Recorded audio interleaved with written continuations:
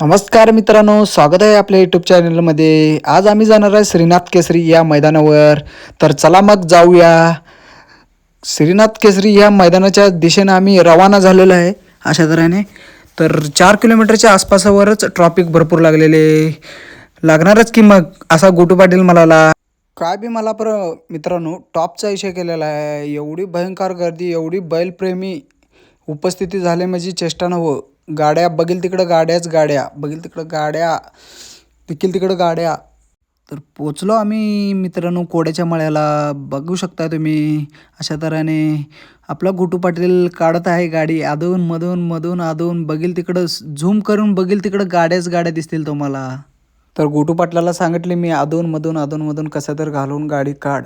आपल्याला गाडी लावायची आहे 1 नंबरला. 1 नंबरला लावायचे म्हणजे आम्हाला जायचं होतं टेजपाशी. गोटू पाटलाची गाडी तर काय लॉक होत नव्हती.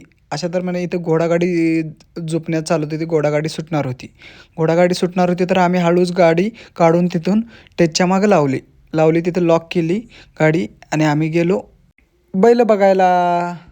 आम्ही बघितली एकापराच एक बैल, एकापराच एक इरसाल बैल बघितली. त्याच्यानंतर झाली जय मल्हारची एंट्री. जय मल्हारच्या मागं बी पब्लिक भरपूर होतं. त्या पब्लिकमधनं आम्ही बी बाजूला गेलो. त्यामध्ये झाला गोटूचा चड्डीयाला म्हटलं थांब जरा पब्लिक दाखवतो. पब्लिक दाखवल्यानंतर ही लागली एकामेकाला भेटायला. असं स्माईल दिल्यानंतर आम्ही गेलो सलगरच्या काळ्याला बघितलो. काळ्या भोवतीने तर पब्लिक भरपूर होतं, कारण तो काळ्या स्वप्न घेऊन आलता काहीतरी. मग गेल्यानंतर पब्लिक बघितल्यानंतर घरातून पावडर लावून आलतो. मैदानावर आल्यावर आम्ही चांगलीच पावडर लावलेली आहे, बघू शकता तुम्ही. त्यानंतर पब्लिकचा तर काय पाऊसच झाला आहे. पाऊस म्हणजे काय, समुद्र होता समुद्र. त्याच्यानंतर गेलो आम्ही आईस्क्रीम खायला. आईस्क्रीम खातोय तर काय गोटूचं ऑनलाईन चालना.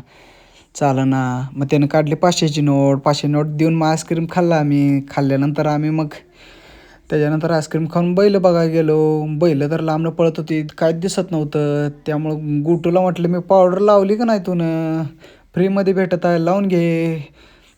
गोटू म्हटला पावडर काय इथं, बैल बी दिसेना आणि पावडर बी दिसेना झाले म्हटला. लावलेली पावडर सगळी गेली म्हटला. मी म्हटली ही लावून घे फ्रीच आहे. त्याच्यानंतर बैल बी तिकडून वेगाने येत होता. असा एवढा भयंकर बगट सुटल्यानंतर पब्लिक पंच कमिटी काट्या घेऊन मारत होते. अशा तऱ्हेने गोटू माझा हात धरून ओढत होता. बैल आलं म्हणून हात धरून ओढल्यानंतर भयंकर अशा वेगानं बैल पळत होते.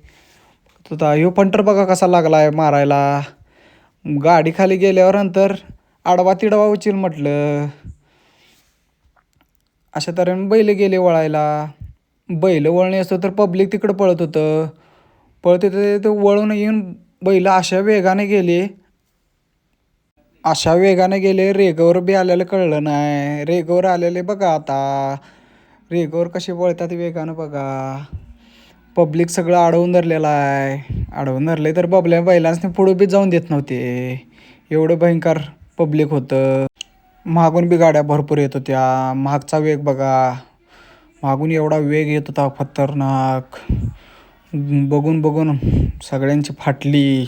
एवढ्या पब्लिकमध्ये हारण्याची बी फॅन वाईट भरपूर होते. बॅनर घेऊन लागलेले नाचायला. त्यामध्ये आपल्या गोटूला लागलेली भूक लागल्यानंतर गेलो आम्ही जेवायला. घेतला तिथं व्हेज बिर्याणी घेतली. गोटू लागला दाबून खायला. दाबून खाल्ल्या गोटूला आली झोप. अशा तऱ्हेने गोटूला आली झोप. गोटू लागला पेंगायला. मित्रांनो ब्लॉग कंटिन्यू बघत राहावा. अशा तऱ्हेने पुढचा व्हिडिओ बघायला मजा ही इतकीच येणार आहे.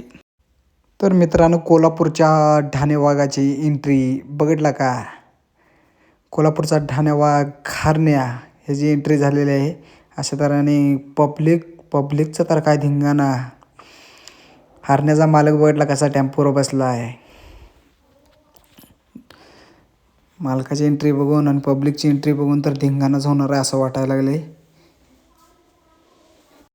हरण्याची फॅन बघितला का, हरण्याची फॅन बघा काय पब्लिक आहे, भयंकर पब्लिक. यावर्षी ह्या मैदानात हरण्या फॉर्च्युनर घेऊनच जाणार असं वाटायला लागले. तर तुम्हाला काय वाटते हे कमेंटमध्ये सांगा. मी तर हरण्याचा फॅन आहे, कोल्हापूरचा किंग.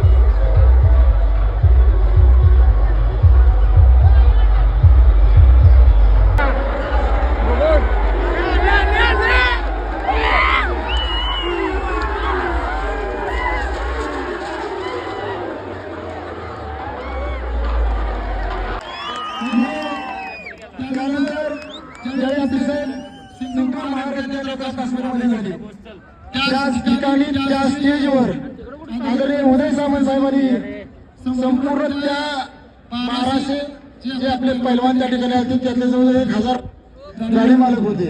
त्या ठिकाणी उदय साहेबांनी एक शब्द दिला की इतिहासामध्ये कधी जी बैलगाडी स्पर्धा झालेली नाही ती बैलगाडी स्पर्धा येणाऱ्या काळामध्ये आदरणीय एकनाथजी शिंदे साहेबांच्या मार्गदर्शनाखाली आम्ही घेऊ. आणि खरं तर शिवसेनेच्या दोन खरं तर शिवसैनिकांनी आदरणीय उदयजी साहेबांनी काश्मीरमध्ये दिलेला शब्द, मी लोकसभेच्या उमेदवारीच्या पूर्वी दिलेला शब्द, हा शिवसेनेचा पूर्वी दिलेला आहे. आज आम्ही त्यांना सांगतो आपल्याला साहेब, आज आपलं व पक्षाचं संपूर्ण खरं तर शेतकरी ये गद्दी, ये परंपरा बाबूजी ने और हमने बनाई थी. हम वो करवाएंगे जो पूर्वांचल के इतिहास में आज तक नहीं हुआ.